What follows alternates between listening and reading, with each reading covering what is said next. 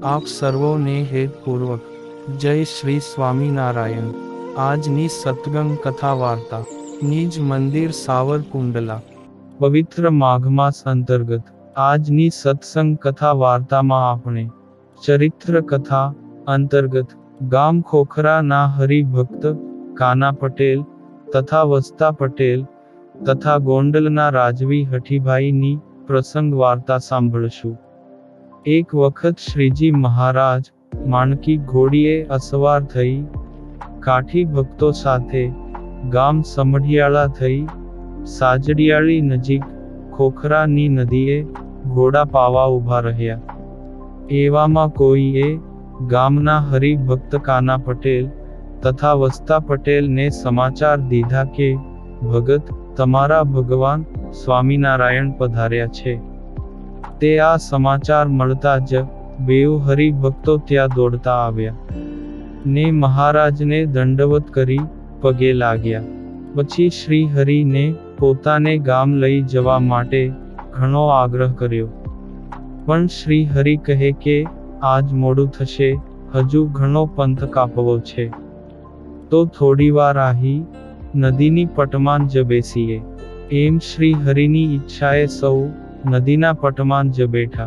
એ સમયે કાનો પટેલ શ્રી હરિને બે હાથ જોડીને બોલ્યા કે હે મહારાજ, અમારા ગામમાં બ્રાહ્મણનું ખોરડું નથી, તે કાનિક સારા મુહૂર્ત કે વાવણિયા જોડવા હોય તો કોને પૂછીને કરીએ?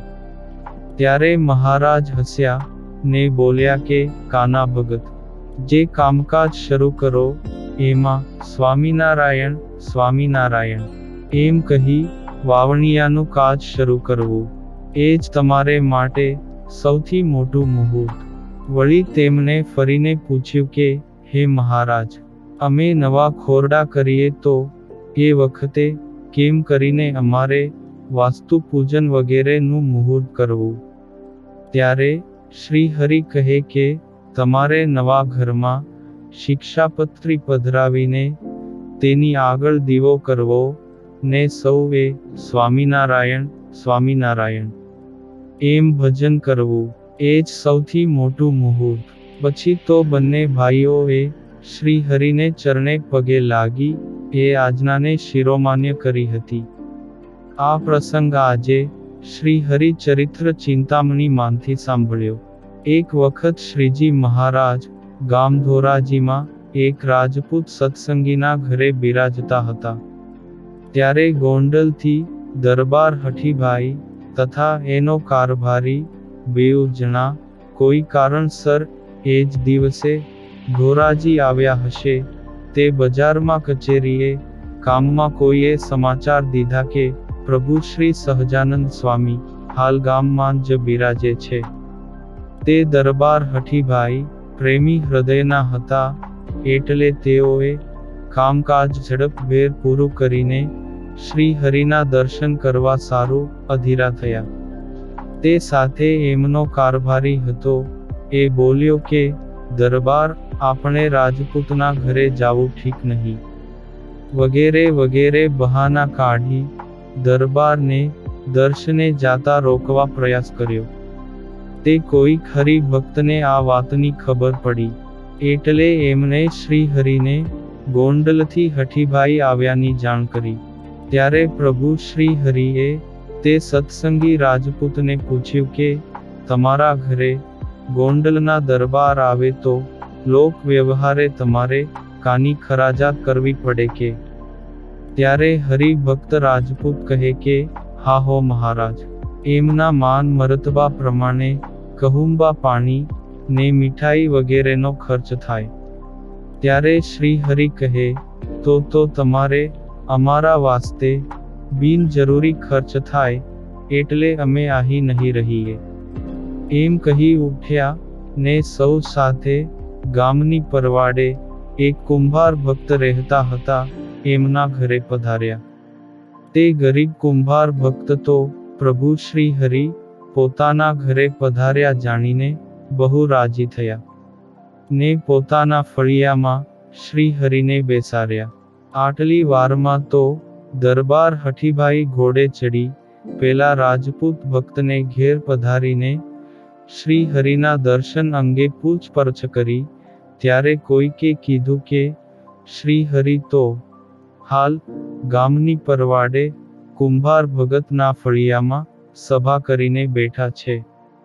ત્યારે હઠીભાઈના કામદારે ટકોર કરતા કહ્યું કે દરબાર કુંભારના ઘરે તમારે ગામધણી થઈને ન જવાય. એમ કહીને વાર્યા, પણ હઠીભાઈને તો શ્રી હરિના દર્શનની તલબ થઈ, તે એના વાર્યા ન રોકાયા. ને બોલ્યા કે આજ તો લોક વ્યવહાર જે કહે એ, પણ મારે તો ભગવાન શ્રી હરિના દર્શન કરવા છે. ને દરબાર તો વાજોવાજ એમ જ ઘોડે ચડીને જ ત્યાં આવ્યા. ને ઘોડેથી ઉતરીને શ્રી હરિના ચરણે દંડવત પ્રણામ કર્યા. પછી શ્રી હરિએ તે સમયે ગરીબ કુંભાર ભગતના ફળિયામાં એમના ભાવને વશ ગુણિયા ઉપર હેઠા બેઠા હતા. તે હઠીભાઈ ને આવ્યા જાણી શ્રી હરિએ એમને યથાયોગ્ય આદર કરી બોલાવ્યા. ને પોતાની બાજુમાં ગુણિયું પથરાવીને બેસાડ્યા. પછી સેવકને ટાઢું પાણી લાવવા કહ્યું. એટલે કુંભાર ભગતે તો બે માટીના નવા શંભુ એટલે કે નાની ઘડુલીમાં પાણી દીધું. ત્યારે શ્રી હરિએ એમાંથી પીધું. પછી હઠીભાઈને પીવા માટે આપ્યું. તે હઠીભાઈને મોઢે માંડીને પીવા કહ્યું. એટલે દરબારે પાણી પીધું. પછી શ્રી હરિએ દરબારને ક્ષેમકુશળ પૂછ્યા. ને ઘણી બધી વાતો થઈ.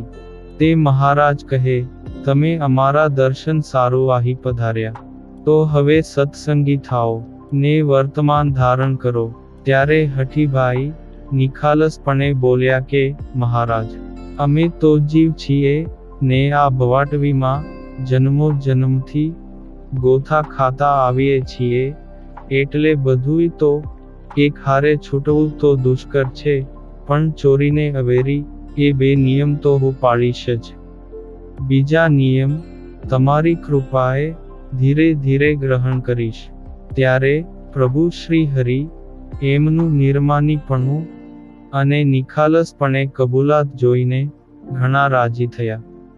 ને તાળી વજાડીને સૌ પ્રત્યે બોલ્યા કે આ હઠીભાઈનું કલ્યાણ અમે મુક્તાનંદ સ્વામીના સરીખું કરીશું.